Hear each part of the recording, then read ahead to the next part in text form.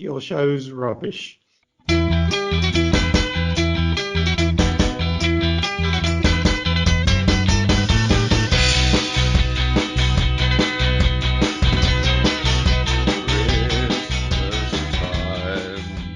time, mistletoe and wine, children singing I think we can end it there. Christian rhyme. We've had to pay for the rights. It's like the ghost of the Christmas past. Well, it wasn't actually. It was Gary Forrestal, which is me. I'm here with Mars Purnell. You can hear in the background there. And well, no, he's in the foreground actually. We're both in the foreground. Or are we just far away? We close or far away. That's a Father Ted reference. Look it up. But yeah, it's Christmas Day. It is actually Christmas Day. We're recording this on Christmas Day for our patrons. It's a special patron show. We're just going to answer a couple of your questions. It's not going to be a long podcast, but it's going to be a little Christmas message to you, just to say as well, Merry Christmas to everyone.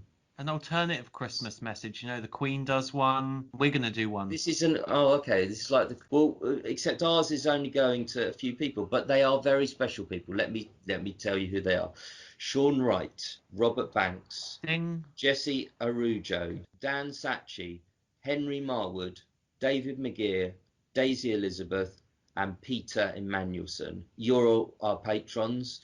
You are, all our listeners are special to us, to the main podcast, but patrons in particular, very, very special because we really appreciate your kind gift of money, and especially around this sort of Christmas time and COVID and everything. So thank you very much for being patrons. We really appreciate it. This is something we're giving back. It's shite. It's not good. But it's all we can do. Do you know what I mean? It's the best we can do with the brain we've got. If I was the sort of person that sent Christmas cards, all of you would get one. You do Merry send Christmas and that. cards. You do send Christmas cards. You told me. I don't know. I did all my Christmas shopping in about an afternoon, so a lot of gift vouchers flying around there. Well, no, Mars didn't. Mars did about 5 different alcohol runs before Christmas. So just to make sure he had enough. I just got really worried because I bought a bottle of champagne and I bought a bottle of white and I bought another bottle of white and I was like, this isn't enough white wine. So I bought 3 ciders. Then I went out again. I was like, this isn't enough. So I bought another 4 ciders. But it's only one day that the shops are closed. I know. Is that what you intended to drink on one day? They're not even shut because my little man, my little Turkish man, he's there. The little Turkish fella. Little Turkish fella, he's there. And I know he'll be open today. So I just don't want to be that sad loser that goes to the shop to buy more gin on Christmas Day. Because it really makes me look lonely and desperate. And a lot of people have been saying to me this year as well, because I am celebrating on my own and I'm having a little refreshment cocktail. And everyone treats you so differently. Like, are you all right? Are you all right? I'm like, I'm fine. Look, I've just organised my pants drawer. I've got loads of stuff to do, make plans and stay busy. This is something that you've got to do if you're doing it on your own. But I'm fine, Gary. Yeah, I'm not lonely. This is Mark. No, this I'm is not Mark. lonely.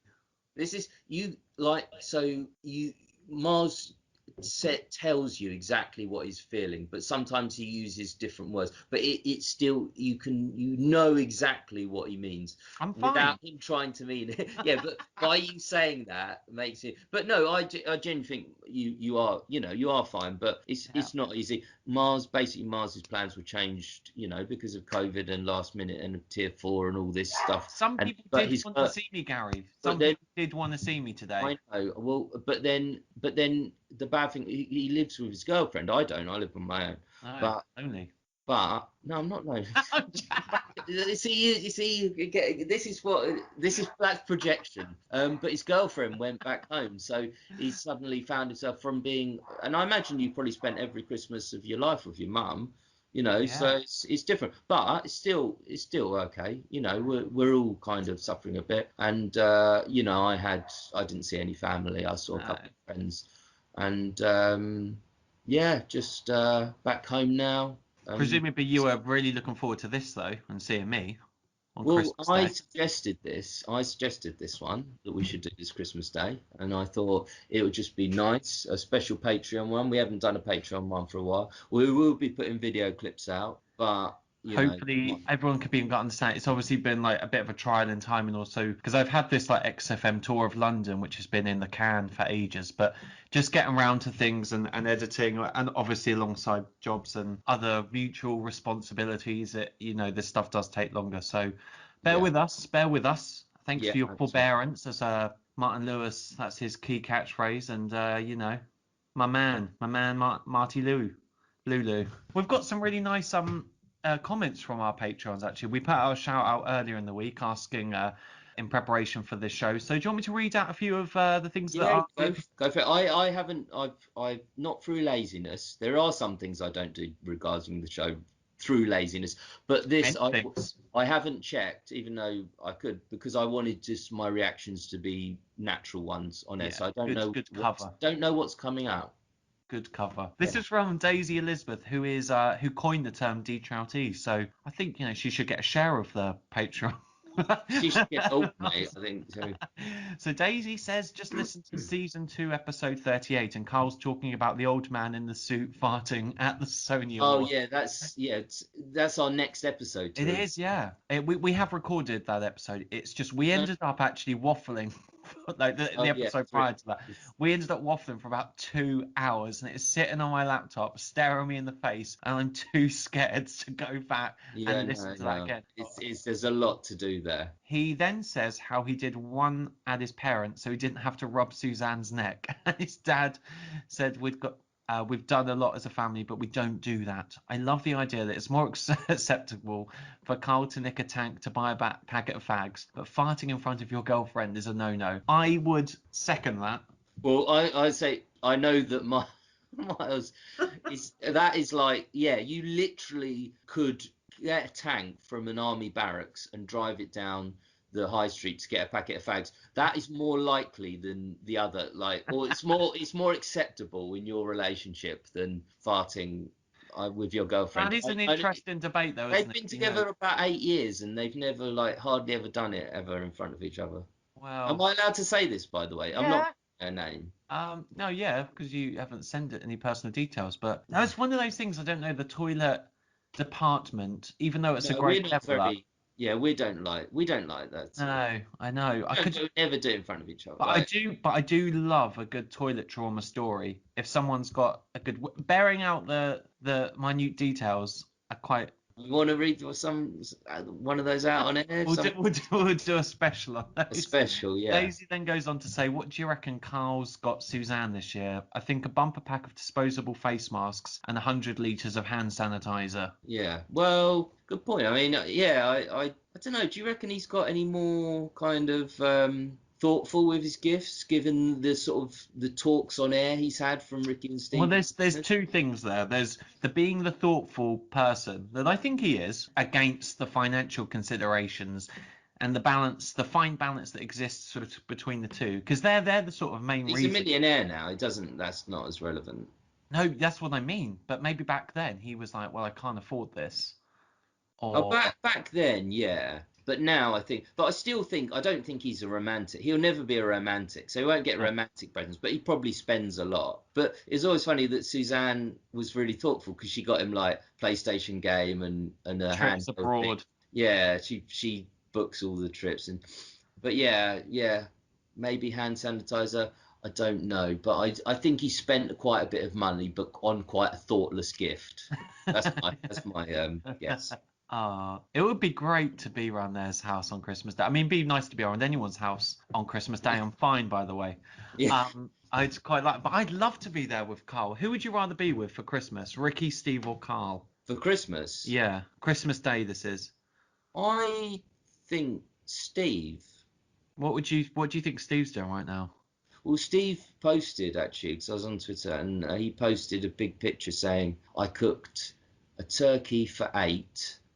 But there's only 2 people coming now, so I've got too much turkey or something like that. So, and he posted what he'd done, and it does look nice. I can imagine Steve is a very good cook, but I always think probably I would gravitate towards, in general, spending time with Steve. But that's just me. I'd love to spend time with all 3 of them, which we never will be, because they never come on the podcast. Well, we're getting closer there. We're getting closer. We'll see what happens with Carl. But I reckon Steve's still sort of frugal and penny pinching. I bet he does. No, I bet a lot of that will be in Tupperware boxes at the end of the night. maybe, but we remember, because I can't remember what I was doing, but we were just chatting about Steve over WhatsApp, or it just Steve came up, and we wondered how much money he got, and I checked his net worth, and it was something like, I'm pretty sure it was $60 million his net worth. So I don't think he's as frugal now. I wouldn't imagine so. But yeah, I think people who are rich sometimes are quite frugal, and that's how they kind of keep their money. But does it ever kind of worry you that, when we listen and kind of in those days, so Steve wasn't $60 million then, but he was wealthy then, because the office had come out, he'd been paid that, he's pretty well off. And he talks about like looking into cafe, or Ricky talks about him saying, oh, that's like £4.50, I'm not going in there, and all this little saving money things. And I think I don't do any of that. I spend loads of money. Like I don't have loads of money, but loads of my money I'm spending a far higher percentage of my money than Steve ever spent. And Steve was worried about buying a £4.50 like lunch, whereas I buy Domino's that's like 15 quid like twice a week. Does that ever make you feel Yeah, rich? thing though, isn't I'm it? living the life of a rich. Do you what you think? You think Richard Branson's going? Oh, I might ask for an extra topping on my Domino's pizza today. That's only 20p. I can afford that. No, people who are rich, and this is a huge sweeping generalization, but I know that it is from like save money. I know more people probably donate to charitable causes like comic relief or sports relief. Well, it was funny. Me and my girlfriend were talking about this, but she's got a friend, right? And she was very generous, my girlfriend, and she was buying them really, expensive Rocky gin. It's like a sort of fancy Japanese gin for a friend. And this friend notoriously gives her shit presents. She got her like gin mixers, like tacky gin mixers from like Debenhams that would have been part of a 3 for 2 deal. Something that had the value of about £6 against, I don't know, a fancy 25 bottle of gin. And you just think, I can't believe you probably pass off something, that she probably got from someone else and gave it to her. No, it's funny that they both give each other gin. It's Gin like, is why don't they just buy their own gins and not give presents? Oh, my It's like, girlfriend was against me doing a bank transfer to my sister. She's like, no, it's not special. And I said, yeah, but a nice little plus sign in your so account. did I'd be you happy with that. really do that? You gave your sister a present of a I bank? remember one year we both, well, because one year we both exchanged cards and they both had like 15 quid in. I was like, could they just kept the 15 quid? I know, yeah, that's what I mean. Like, it's a bit pointless. I know it's thoughtful in that, but I will give gifts to partners that I have that I don't have Yes. at the moment. But That's I don't this tend is to, why you don't want to go out with people, isn't and it? I know, yeah, it's like changing a tire. I don't want to be Yeah. asked, but no, I did get really good gifts in my last relationship. Like I got a 3DS XL, and it's like I still got it today. Then I imported a necklace from Israel Oh yeah, I that remember was that. partly gold, but Partly. it wasn't. By the way, I'm not talking like 500 quid. It's about 100 quid. But so yeah, I don't know. It's just one of those things where little presents like giving 15 quid each. Yeah, you're right. You might as well have kept the 15 quid, even if one of you gave 10 and one of you gave 5. You just keep your own money. Do you know what I mean? Give the card. The card is the thoughtful You thing. heard it here first. Keep your own money, send a card. But Give don't the spend too card. much on the card. Although This if one's you're from anything like me, don't even send the cards out, because I didn't send the cards this year. This one's from Sean Wright, who is a new Patreon, and he says, "Hello, looking forward to now becoming an official D-Troutee." Sean. Sean, you are official D-Trouty. We need to come up with a new phrase, like D-Trout, patron.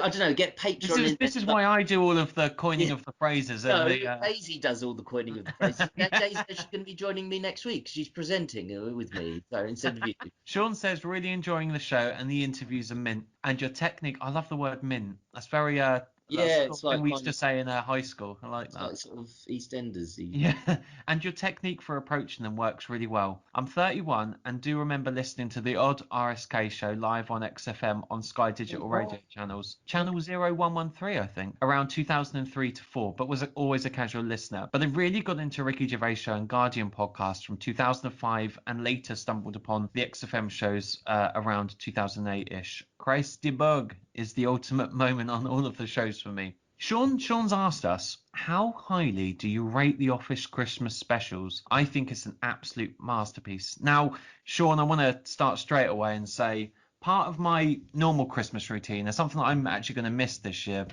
is me and my mum, we're both really into our comedy, and we will always, without fail, sit down and watch all of the sitcom classics. So you start off with, Father Ted Christmas special, and then we'll move into the Office Christmas special, and there's loads others. Obviously a bit of stand-up in there as well, a bit of Fast Show, whatever.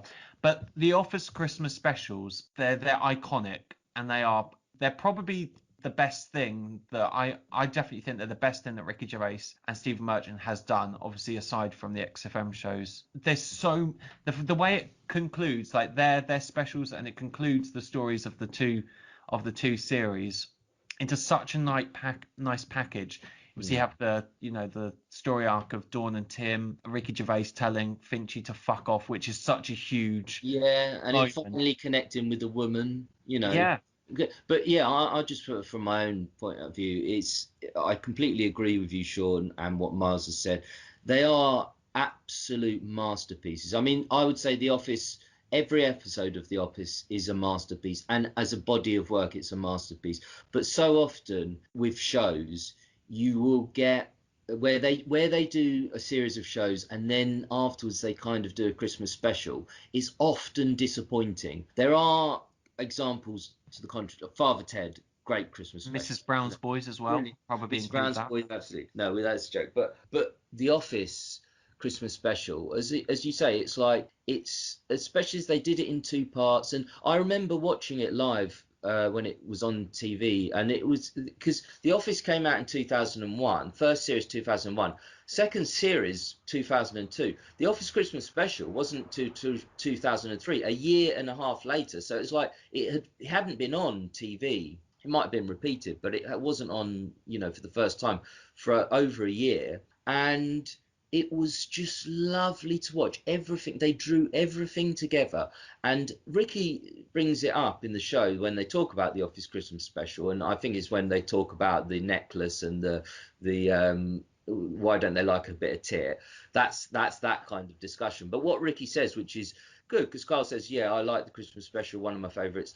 The second one's my favourite. And Ricky immediately jumps in, kind of a bit defensively, but he doesn't need to be. But it's true what Ricky says. He says, well, that's good, because the second one was like the payoffs. This first one was more the setup. The first one, which is true, but the first one is really, really good.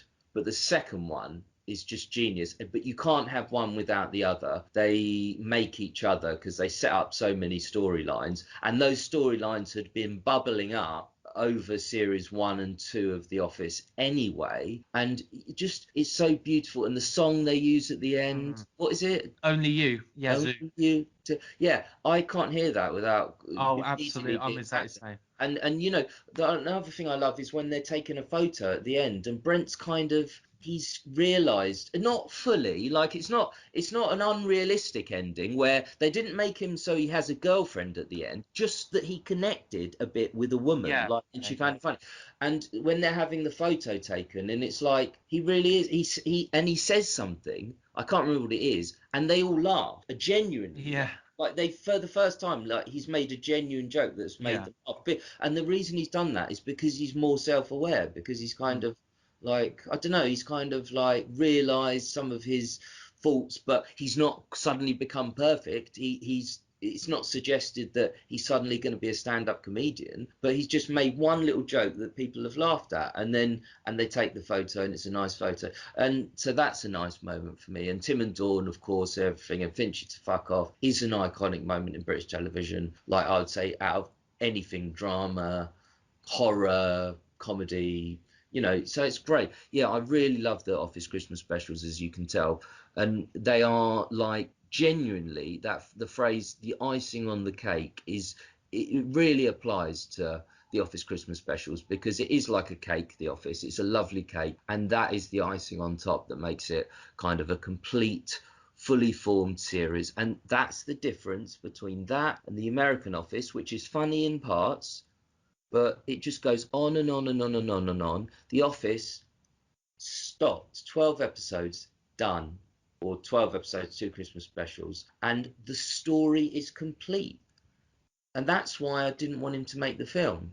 And I haven't watched the film. Well, fans of Ricky Gervais will know that there's been like early rumours circulating that he might bring back David Brent, and this, of course, has nothing to do with Stephen Merchant. No. Just going back to the Christmas specials, like stand-up moments for me, I think this is one of the lines that we quote to ourselves quite a lot is, yeah, she said she'd be wearing a white chiffon. Oh, yeah. Well, in fact, we made there was something we made. I can't remember if it was an early Twitter account or it was an early something we did that we didn't carry on. That was white chiffon scarf. That was like our name on Twitter or something. But I can't put it or an email. But it's just a brilliant scene. I say, Phil, don't you ever? And character actresses and actors kind of must go through this when they're brought in because of, say, a physical characteristic that isn't necessarily flattering. And I'm not being unkind here, but don't you feel sorry for that actress? She knows. You're going to say something like I thought you were going to go back to XFM and said,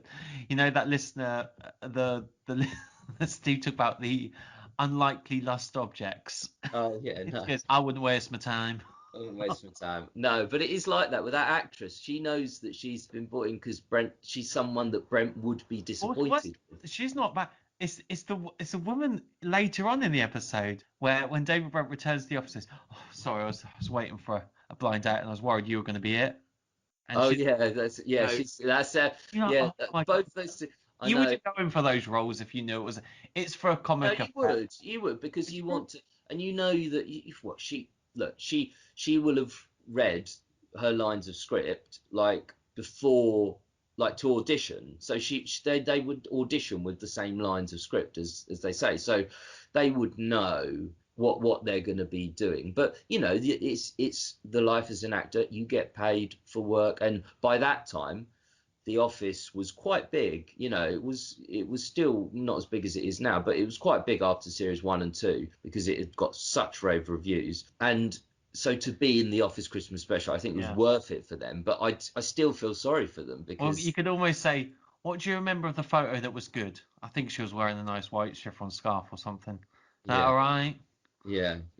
So, and also a lovely, maybe my favourite moment of the whole Christmas specials is where she's outside and she said, because he comes out and sort of says, oh, she's disappointed, she wasn't what I expected, and it's like, so you think, oh, he's being a bit harsh, but okay, fair enough that she wasn't. And then she comes out and says, actually, he was basically the one lying. She doesn't say it like that, but she's like, oh no, he said all these things.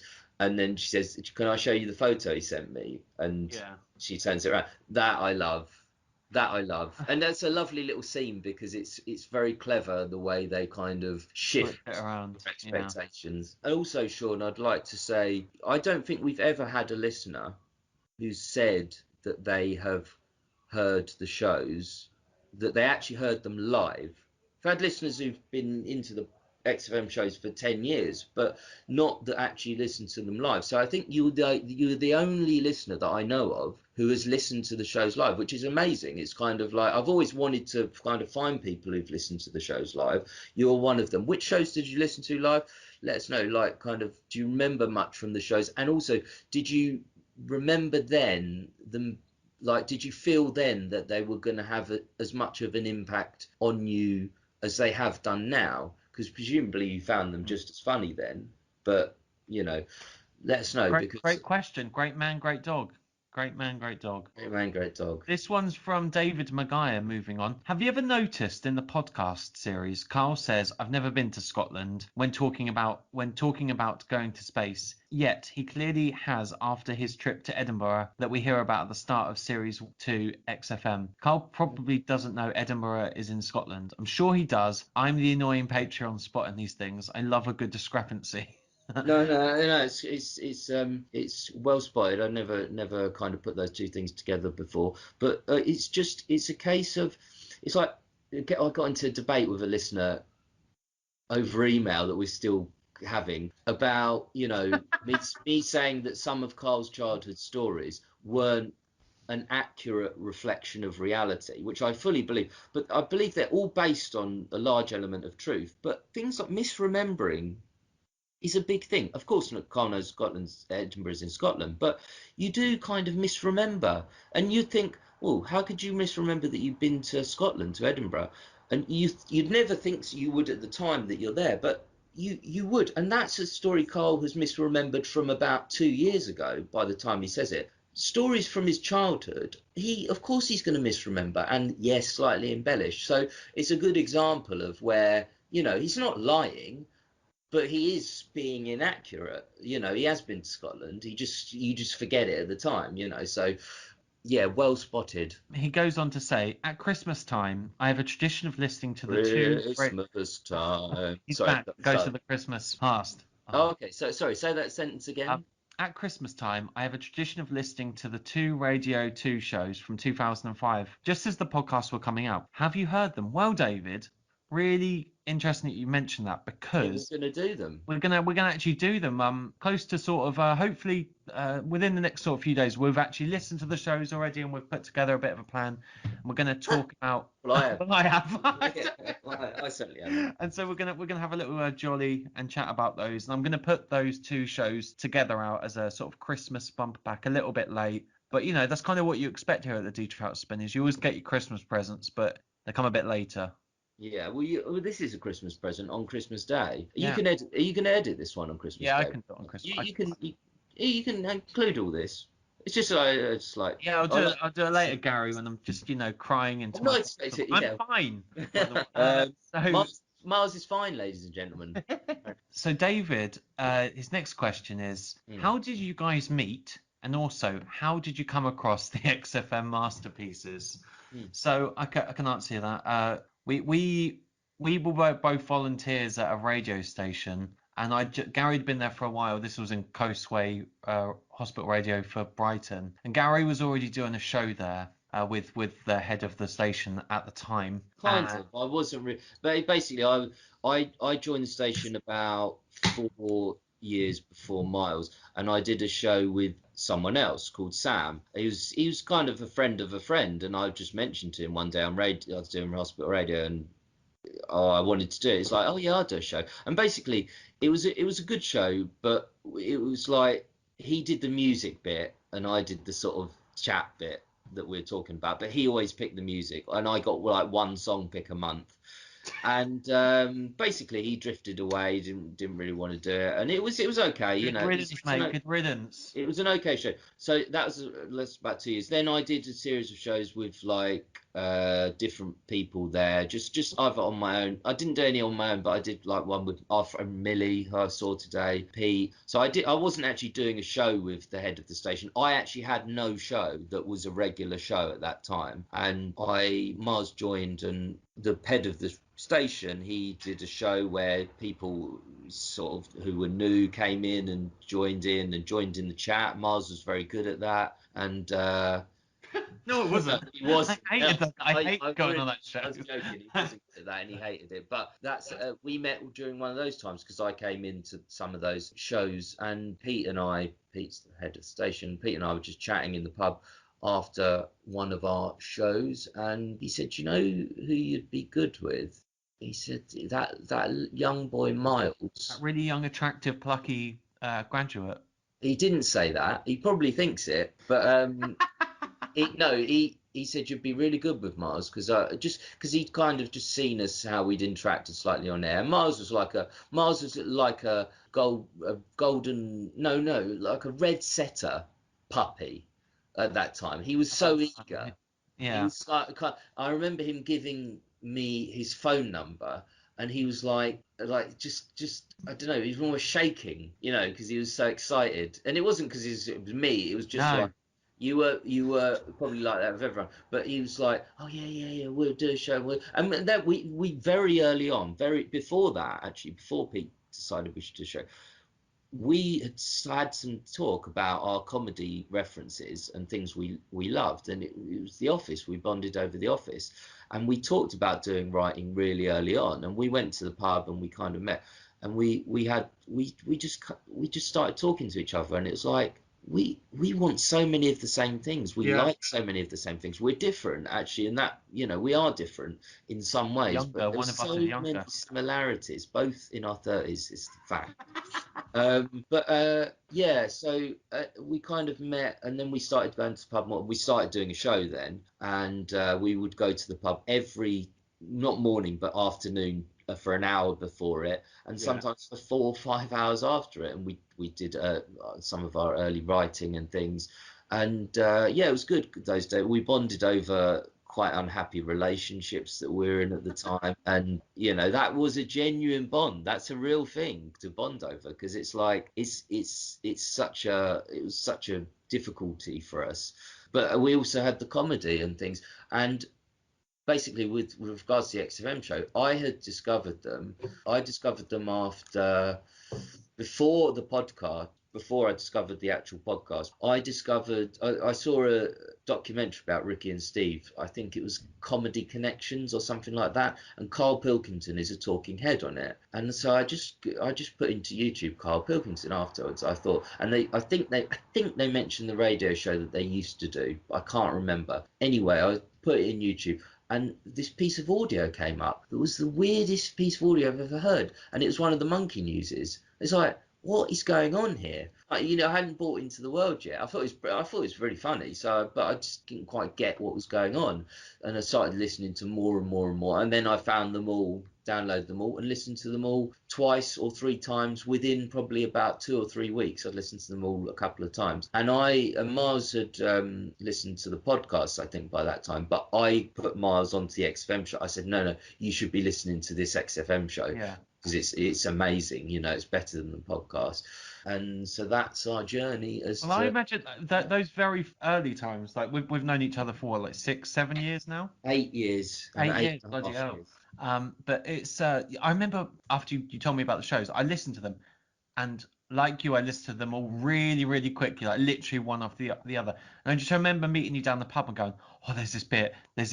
Yeah, I'll be quoting stuff already, and it's so funny how things stick in your mind, and they're so pertinent already. And you've probably listened to them a few times, but those initial few weeks of discovering those shows, well, I don't mean this to sound like grandiose, but they were genuinely like some of the best months or years of my life. And I can also say, for anyone that does sort of, I don't know, struggles to make connections or struggles to meet people, I would also really, really, Gary's got his hand.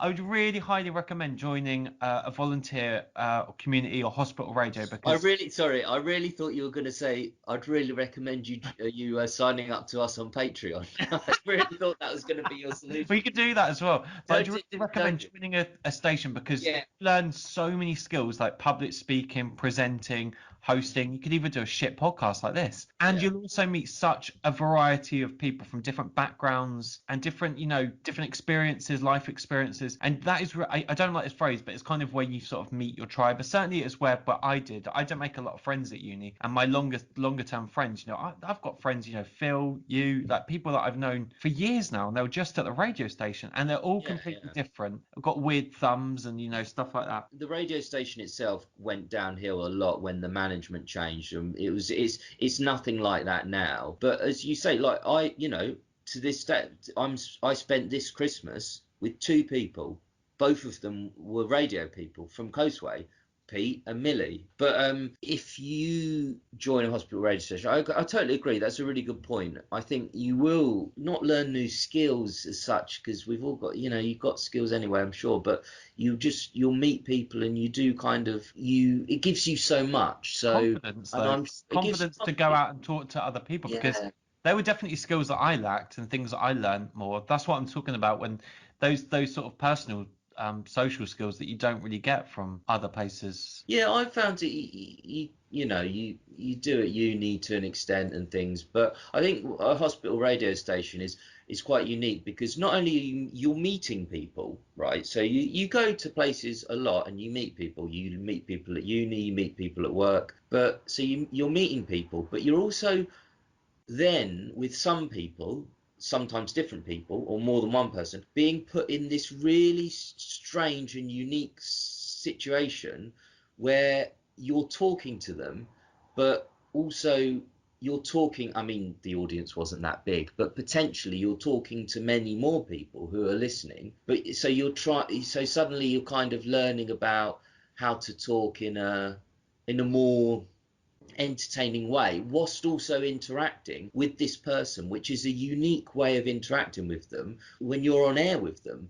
It's strange. It's strange. It's weird. It's kind of but it's brilliant. It's very, very life affirming, and yeah, I would recommend it. Also, very good point, Miles. I didn't think of that, but yeah, even if you don't struggle to meet people, I would recommend a hospital radio station or a volunteer radio station, except Brighton and Hove Community Radio. And that was another one we went. No, I do. I shouldn't. If I hope they're not listening. But yeah, that was a bit. Are we allowed to tell the story about the? There's tins. We'll tell the cat food one, but no, tell the story about the gospel church bit. Can we tell that? I think so. Well, no, it was just. It's not that many people listening to this. No, I know, but it's still. Okay, let's be racist. There's only It's six not a people. racist story. No, I know it's no. I know. Well, there's a gospel choir singing. There's this guy head of the radio station. In contrast to Pete, who we love, Alan. But yeah, Alan. I mean, Alan was always a bit kind of dour and downbeat and negative from the beginning. I think when he heard our show, we did a test show. He said, and we did 2 hours. He said, I think you'll be better at 1 hour because there's only 1 hour's worth of entertainment there. And then he also said, "Can you also? I think your show would be better with a bed." It's like, cheers. So you want it to be short, less us, basically. But then anyway, we were sitting down with a meeting with him, like in this foyer of it's kind of like a hotel, community. It was like community centre type. Yeah, and there was this gospel choir sort of singing. Were they live in the room, but in a different place? No, they were in like a different room, but yeah, but it was really loud and really nice. Gospel music's really uplifting. It gets most people uplifted. Anyway, Alan starts really like shouting at us, not in anger at us, but like, when you raise your voice when there's a noise, and you raise your voice a little bit. He was making a point to shout like, how dare this gospel choir get in the way of me, shouting at far too loud a volume for us. He didn't need to be that loud, but he was like really making a point that this gospel choir, and I don't know to this day, it'd be libelous for me to suggest this for sure, but I think he had something against the people who were singing the gospel. Well, it's the worst. It's that sort of undertone passive racism, passive aggressive, yeah, passive. Because he should have really gone in and go, "Oi, listen up here, you bunch of Bible bashers! Shut the fuck up! I'm having a meeting in there." I really thought you were going to say something else there, you bunch of. What's No, I know. Even as Alan, we can't say. But it was fun times. We got locked out of the studio a couple of times, and Alan had to come rescue us. To be fair, that's the one time he wasn't annoyed. He was actually all right, like when we got locked out. But yeah, it was a strange place with. So you'll have great times if you join. Just don't join that one. Don't join that one. Tins dog food. Yeah, those tins of dog food and the cheapest biscuits I've ever seen in my life. He never offered us one. I think overall that was, a traumatic experience. We've been through therapy each, and we're learning to live with our days with Alan. No, it was fun. It was still fun to do the radio show then, but the reason we went on to a different radio station was because we there was someone else joined Coastway, and he was put in a management position, and he listened to our show. We didn't like. I'll be honest. I'm not Well, even. no, Gonna, it was at the time. It was a special day, and they said him and the rest of the board, like the trustee board, whatever, they would be listening to all of the shows. And until then, we'd been doing that for quite a while and doing pretty well. You know, we were pretty. yeah. We had some good times, and we had some good shows, and we were quite. You know, people liked the show there, and they liked us, and that. They told us that day that everything would be listened to, and we were a little bit worried because often Gary and I would have, you know, I'd have a couple of pints or No, it's three. points. It's just we were. No, just sharpeners or looseners. Yeah, of course. In the vein of never copying, we never went on to show. We loved the XFM shows by that time. We never went on stage on air and sort of were like, oh, let's be like Ricky and Steve and try and be a bit like Carl and Ricky and Steve. No, but you lend from their style, and we were a bit naughty, put it that way, like especially for a hospital radio station. We were quite naughty. Anyway, I didn't remember the bit that you just said that they told us they'll be listening. I couldn't remember, but basically we got a text halfway through the show saying get off air now, or it was towards the end of the show. We overran a tiny bit, and all that would have been following us was randomly played music because no one else was on air. Get off air right now. You've been on too long. And then there was some other criticisms about what we'd said. I think what I'd said. And then we went to the pub that day, and we were like, we don't need this. You know, we're not being paid. It's this horrible kind of arrogant management style that was totally not there when we first joined. And I wrote an email on my phone, and I was really proud of it. And we kind of wrote it together. And we just said, we're not doing this anymore. We quit. So See you later. See you later. So so we end up with Alan. Anyway, that's our story. We're going on a bit too much. That's enough about our story. But that was it's interesting thinking back to those days. But you're right. Like I've made lifelong friends through Coastway. One of them sitting right here. One of them's on the mic and the other mic. But but apart from you, I'll take you as read because we have kept up a very close relationship over the years with working and writing and broadcasting and kind of, you know, I take as read, you know, very, very close friend. But there's other friends who I don't speak to that often and see that much. Still from Coastway to this day, you know, I'm close to, and that's nice. It's a nice community feel. And the last one, this is from Robert Banks, with just a few recommendations for all of you Patreons. I would recommend listening to all of the podcasts Carl did at the start of the year to promote Sick of It, Distraction Pieces, Two Shot Podcast, Balance, Plot Twist, and 11 Z's with Daniel Perry, which what I spent the last week doing. I love hearing about pre-XFM days where he talks about doing a late night radio show in Manchester and journey to getting the job at XFM. It is an awful lot of insight. I like it when Carl is treated like a human, not a character. I can absolutely second those recommendations that Robert has passed on because they're really, really great shows, and they'll offer you something completely different, like behind the scenes. And it's always nice when Carl, he doesn't talk about it that much, and I think everyone, certainly all of the XFM community, wants to hear more about those days. But it's just a bit of a shame that he doesn't talk about that so much now. Be great to get him on this podcast, obviously, because this is our area, this is our sort of USP. But we know we're not holding our breath, and we'll see what happens. But I think those are great recommendations to do whilst you're eating your turkey or when you're just going on your Christmas walk or whatever it is. No, I highly recommend those recommendations. Yeah, you said recommend all recommendations so many times there, it just lost all its meaning to me. But no, thank you, Rob. I haven't listened to all of them actually, so I've listened to bits, and I know what you mean. Carl isn't treated as a character. He's not a character. He's never a character. Even on XM, he's not a character. But I know what you mean. He's kind of treated in that character way. But all of the podcasts kind of, I haven't listened to them all, but I imagine he's not talking too much about the XFM days. And that's something that Laurie Peters, his childhood friend, told us, you know, that he told us off actually before we started broadcasting that he told Carl that he was doing our show, and Carl's like, why do people still talk about that? Why would anyone be talking about those radio shows? Like, he doesn't get it, and he doesn't get it for a sweet way, because he's kind of, you know, he's not big-headed in that sense, but he also kind of, he doesn't like revisiting them, I don't think. So it's unlikely he'll do our podcast, but you never know, and we hold out hope, because I don't think we're going to get Ricky, and Steve is a maybe, but we'll see. But that's all for the new year, and great recommendations, Robert. Thank you also everyone who, Daisy and Sean, and who else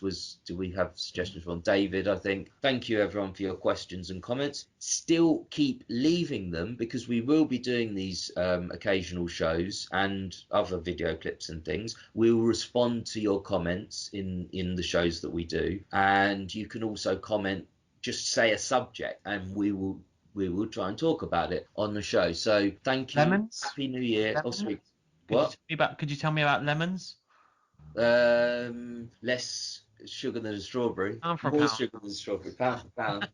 There you go. But yeah, so thank you everyone, and yeah, Merry Christmas. I hope that you have a nice day. We've had strange days, you know. We haven't seen family. It's difficult for you, you know, if you've been on your own. I hope I'm fine. things like this help. Yeah, but I wasn't talking about it. But I just want to leave on this. Miles Purnell, ladies and gentlemen, is absolutely fine. Thanks for listening, guys. We'll see you you. next year, I guess, maybe. Yeah, next year. Bye.